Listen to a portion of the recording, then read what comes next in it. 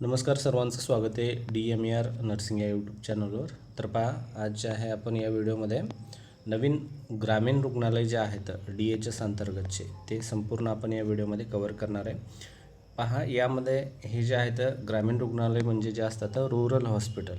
ठीक आहे, रुरल हॉस्पिटलची नवीन मान्यता भेटलेली आहे. त्यामध्ये पूर्ण काही ठिकाणचे 50% जास्त कामं झालेली आहेत. काही ठिकाणचे जे आहेत जवळपास 100%, 90, 80, 70, 60 अशा प्रकारे कामं झालेली आहेत.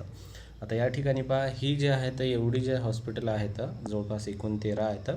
या 13 हॉस्पिटलमध्ये पद निर्मिती होणार आहे. तर यामध्ये प्रत्येक पद जे आहे ॲड करण्यात आलेलं आहे. या व्हिडिओमध्ये आपण संपूर्ण माहिती डिटेल पाहणार आहे. तर यामध्ये तुम्हाला काय काय माहिती भेटणार आहे, सर्वात अगोदर म्हणजे स्टाफ नर्सचे किती पदं असणार आहेत, त्यानंतर इतर किती पदं आहेत, त्यानंतर हे जे सर्व आहेत हे जिल्हे त्या ठिकाणी कोणत्या ठिकाणी झालेलं आहे ते पण पूर्ण पाहणार आहे आपण. या ठिकाणी व्हिडिओ जर आवडला असेल तर नक्की व्हिडिओला लाईक करायला पण विसरू नका मित्रांनो. तर चला व्हिडिओ स्टार्ट करूया. पहा, सर्वात अगोदर DHS जे आहे ही जवळपास येत्या 2 महिन्यामध्ये येण्याचे खूप चान्सेस आहेत. मोस्टली सप्टेंबर महिन्यामध्येच येऊ शकते ॲड, पण काही कारणास्तव वगैरे थोडंफार पुढं पण जाऊ शकते. ठीक आहे, या ठिकाणी पहिलं जे आहे RH हॉस्पिटल हे समजून घ्या. RH हॉस्पिटल म्हणजे काय असते, रुरल हॉस्पिटल. तुम्हाला सांगितल्याप्रमाणे रुरल हॉस्पिटल जे असतात ग्रामीण भागामध्ये जे आहे हा हॉस्पिटलचं निर्माण केलं जातं. सर्वात अगोदर जर जिल्हा पाहिला गेला तर जिल्ह्यामध्ये जो असतो डिस्ट्रिक्ट हॉस्पिटल. ठीक आहे, डिस्ट्रिक्ट हॉस्पिटलमध्ये जे आहे प्रत्येक जिल्ह्यामध्ये हे हॉस्पिटल असतं, काही ठिकाणी नसतं. पण एक जिल्हा हॉस्पिटल झालं. त्यानंतर दुसरं असतं DMERचं असतं, ते म्हणजे आपलं GMC, त्याला आपण government medical college and hospital असं पण म्हणतो. ठीक आहे, हे येतं DMER अंतर्गत येतं आणि हे जे आहे डिस्ट्रिक्ट हॉस्पिटल हे DHS अंतर्गत येतं. आता पहा, या ठिकाणी DHSमध्ये हे जे डिस्ट्रिक्ट हॉस्पिटल येतं, त्यानंतर या ठिकाणी दुसरं असतं जे तालुका असतात. आता प्रत्येक जिल्ह्यामध्ये तालुका असतात. तालुक्यामध्ये असतात दुसरं हॉस्पिटल म्हणजे सब डिस्ट्रिक्ट हॉस्पिटल. ठीक आहे, सब डिस्ट्रिक्ट हॉस्पिटल हे काय झाले, सब डिस्ट्रिक्ट प्रत्येक तालुक्यामध्ये. आता तालुक्यामध्ये पण काही मोठे मोठे गावं असतात, जे विलेज आहेत ते मोठे विलेजेस असतात. आता उदाहरणामध्ये एखादं विलेज आहे, ते विलेज मोठं आहे. ठीक आहे, पण ते विलेज मोठं आहे आणि तालुक्यापेक्षा थोडंसं लांब आहे. तालुक्यापेक्षा लांब असल्यामुळे त्या ठिकाणी काय केलं जातं, RH हॉस्पिटलची निर्मिती केली जाते. RH हॉस्पिटल म्हणजे रुरल हॉस्पिटलची या ठिकाणी निर्मिती केली जाते. ठीक आहे, आता रुरल हॉस्पिटलच्या नंतर जे असतात तो म्हणजे प्रायमरी हॉस्पिटल. ठीक आहे, प्रायमरी हेल्थ सेंटर जे त्यापेक्षा थोडेसे छोटे. त्यानंतर मग आणखीन त्यापेक्षा छोटं पाहायला गेलं तर सब सेंटर म्हटलं जातं. ठीक आहे, हे अशा प्रकारे हे रेफरल सिस्टम असते. सब सेंटर, PSC, त्यानंतर मग रुरल हॉस्पिटल, त्यानंतर मग सब डिस्ट्रिक्ट हॉस्पिटल आणि डिस्ट्रिक्ट हॉस्पिटल. या ठिकाणी मग आपण काय पाहणार आहे, रुरल हॉस्पिटल. पहा, या ठिकाणी दुग्गुस जे आहे तालुका चंद्रपूर, जिल्हा चंद्रपूर, या ठिकाणी एक हे नवीन RH निर्माण होणार आहे. त्यानंतर आहे कोल्हापूरमध्ये जयसिंगपूर, त्याचं नाव उदगाव म्हणून आहे, तालुका शिरोळमध्ये हे आणखीन या ठिकाणी एक आहे. 2 झाले. त्यानंतर 3 आहे मंगरूळमध्ये, जे की वाशिम जिल्ह्यामध्ये हे येणार आहे. त्यानंतर 4थं आहे ओतूर, जिल्हा पुण्यामध्ये हे एक नवीन आहे. त्यानंतर आहे साखरखेर्डा, जे की जिल्हा बुलढाण्यामध्ये हे नवीन हॉस्पिटल असणार आहे. त्यानंतर नेक्स्ट पहा, या ठिकाणी वाढोणा हे जे आहे एक विलेज आहे, पण मोठं विलेज आहे. तशा प्रकारेच हे तालुका उदगीरमध्ये येतं, जिल्हा लातूर या ठिकाणी हे येतं मित्रांनो.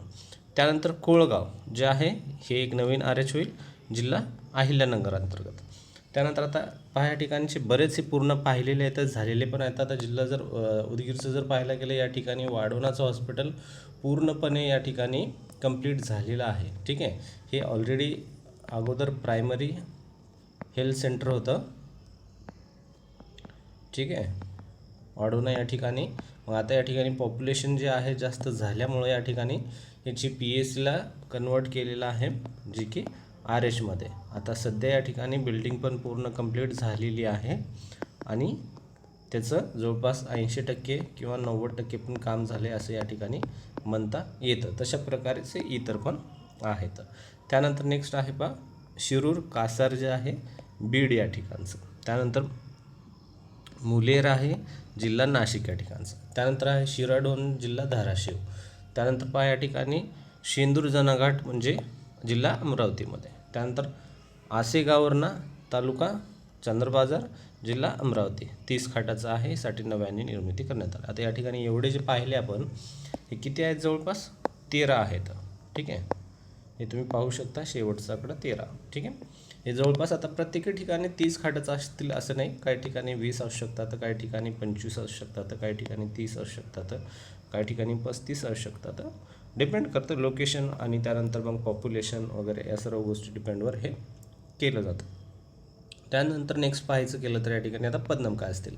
त्यानंतर वेतन ब्रँड, वेतन श्रेणी आणि नव्याने निर्माण करायची पदं. प्रत्येकी आता हॉस्पिटल जर नवीन तुम्हाला रुरल हॉस्पिटल नवीन चालू करायचं आहे तर त्या ठिकाणी नवीन पदं पण ॲड करावी लागतात.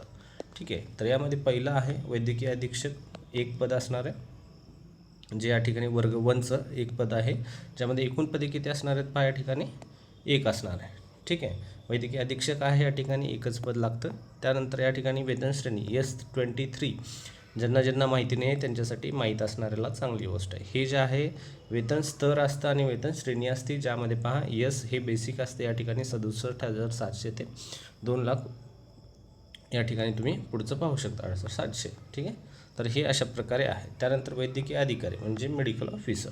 ठीक आहे, हे काय आहे मेडिकल ऑफिसर. ठीक आहे, हे जे भरले जातात पोस्ट मोस्टली MBBS मार्फतच भरले जातात, काही ठिकाणी जे आहे BMS मार्फत भरले जातात. ठीक आहे, हे झालं मेडिकल ऑफिसर, हे गटामध्ये वर्ग 2 क्लास 2चं. हे तर S20मध्ये. त्यानंतर याची वेतन श्रेणी असते या ठिकाणी पहा. ठीक आहे, 56,100 1,77,500 अशा प्रकारे. एकूण जागा या ठिकाणी 3 असतात. 3 या ठिकाणी का असतात, कारण हे जे PSCला जे असतात 2 असतात. ठीक आहे, एक प्रायमरी MO म्हटलं जातं आणि एक दुसरा असतो. तसं या ठिकाणी RSला जे असतात 3 असतात. 3 जे असतात हे शिफ्टनुसार असतात. त्यांचे शिफ्ट म्हणजे इन द सेन्स जसं मंडे टू ट्यूजडे 2 असतील, त्यानंतर वेनसडे थर्सडे असेल, त्यानंतर फ्रायडे सॅटर्डे अशा प्रकारे यांची पोस्टिंग असते, 2-2 दिवस वगैरे. त्यानंतर अधिपरिचारिका हे जे आहे 13मध्ये. पहा आता स्टाफ नर्स आपलं जे पोस्ट आहे हे ग्रुप Cमध्ये येतं आणि याची वेतन श्रेणी जी असते S13मध्ये येते आणि याची सॅलरी जी असते बेसिक जी असते 35,400 ते 1,12,400. या S13मध्ये जर पहिली सॅलरी जर पाहायला गेली तर जवळपास तुम्हाला या ठिकाणी इन हँड जवळपास 50,000 पडते मित्रांनो. ठीक आहे, 50,000. आता बऱ्याच जणांना प्रश्न पडले असेल सर इथं तर 35 दिलेलं आहे आणि तुम्ही 12,000 सांगताय. तर या ठिकाणी पहा मित्रांनो, बरेच काही आपले इतर भत्ते पण असतात जे आपल्याला मिळतात, जसे की हाऊसिंग अलाउन्सेस म्हटलं जातं, जे की त्यानंतर वॉशिंग अलाउन्सेस असेल. ठीक आहे, त्यानंतर मग इतर ट्रान्सपोर्टेशन अलाउन्सेस असेल. ठीक आहे, त्यानंतर याच्या व्यतिरिक्त जे बरेच काही भत्ते असतात ते भत्ते यामध्ये ॲड असतात. त्यामुळे हे जवळपास 50,000 प्लस सॅलरी जात असते. त्यामध्ये तुम्हाला DCPS वगैरे बरंच काही कटतं, ज्यामुळे तुम्हाला हातात इन हँड 50 येते. आता या ठिकाणी आपल्या स्टाफ नर्सच्या जागा किती येतात, तर ह्या जागा एकूण या ठिकाणी जवळपास 7 आहेत. हे लक्षात असू द्या, RH हॉस्पिटलमध्ये आता जी भरती येईल त्या एका हॉस्पिटलमध्ये आपल्या जागा किती असणार आता 7. ठीक आहे, एका RH हॉस्पिटलमध्ये. त्यानंतर नेक्स्ट आहे स्टाफ नर्स. यामध्ये आता हे मी GNMचं सांगत आहे, GNM आणि BSc नर्सिंगचं. ठीक आहे, त्यानंतर पुढचं पहा या ठिकाणी त्याच RHमध्ये जे आहेत दुसरे काय असतील, एक्सरे टेक्निशियनची एक जागा असेल S13मध्ये, हे त्यांचं बेसिक. लॅब टेक्निशियन जे आहे त्याचं S13 एक जागा. फार्मसी ऑफिसर एक जागा असेल S10 असेल. ठीक आहे, सहाय्यक अधीक्षक एक जागा असेल S13 असेल. कनिष्ठ लिपिक S6 या ठिकाणी आता सॅलरी कमी होत जाईल. S6 जर आला असेल तर सॅलरी कमी होईल, 19,900 बेसिक होऊन जातं, 43,200. त्यानंतर एक जागा. टंकलेखक आहे वर्ग 3मध्ये S6 आहे एक जागा. प्रयोगशाळा सहाय्यक 1 जागा, कक्षसेवक 4 जागा असतील. ठीक आहे. शिपाई जे आहे 1 जागा असेल. सफाई कामगार हे सर्व S1मध्ये येतं. ठीक आहे. यांची बेसिक कमी होऊन जाईल. यामध्ये 2 जागा. वाहन चालक म्हणजे ड्रायव्हर 1 जागा. ठीक आहे. पहा, ड्रायव्हरच्या या ठिकाणी एकच जागा असते. आता या ठिकाणी हा पॉईंट एक लक्षात असणं खूप गरजेचं आहे. पहा काय या ठिकाणी काय सांगितलं आहे, ग्रामीण रुग्णालयाकरिता मंजूर एकूण पदे आहेत 13 ह्या उपकेंद्राअंतर्गत. ठीक आहे. टोटल किती पाहिले आपण हॉस्पिटल? 13 पाहिले. त्यानंतर एका हॉस्पिटलमध्ये किती मंजूर पदं आहेत? 26. हे सर्व जर आपण मोजलं, वरचे जेवढे पदे आहेत ही सर्व जर पदे वरची मोजली तर ही सर्व पदे मिळून होणार आहेत 26. ठीक आहे. या ठिकाणी तुम्ही आकडा पाहू शकता. 13 × 26 तर पाहिलं तर एकूण पदे व्हायला लागले तर 338 पदे. ठीक आहे. आता यामध्ये 13 गुणिले तुम्ही जे आहे 7 करा. तुमचे स्टाफ नर्सचे पदं रुरल हॉस्पिटलचे किती येतात ते तुम्हाला कळून जातात. अशा प्रकारे हे जे आहे रुरल हॉस्पिटलचे महाराष्ट्रामधली जी भरती येईल त्यामधले जी काही पदं आहेत ती यामध्ये पूर्ण अशा प्रकारे भरती येणार आहे. व्हिडिओ आवडला असेल तर नक्कीच व्हिडिओ लाईक करा. त्यानंतर आपण जे PSCचे असतील तसे ते पण आपण कव्हर करू नेक्स्ट व्हिडिओमध्ये. सबसेंटर असेल ते पण कव्हर करू. धन्यवाद.